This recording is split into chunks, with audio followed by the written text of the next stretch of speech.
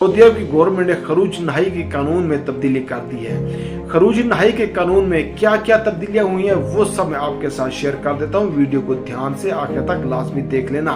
देखिए मेरे भाई, अगर आपका खरूज नहाई लग जा चुका है या फिर कोई बंदा अपना वीजा खत्म करके सऊदी अरब से जाना चाहता है तो उसे चाहिए कि वो अबशर से टाइम देख ले। खरूज नहाई का टाइम क्या है, कितने वक्त में उसे सऊदी अरब छोड़ना चाहिए, उसे अबशर से जरूर देखना चाहिए।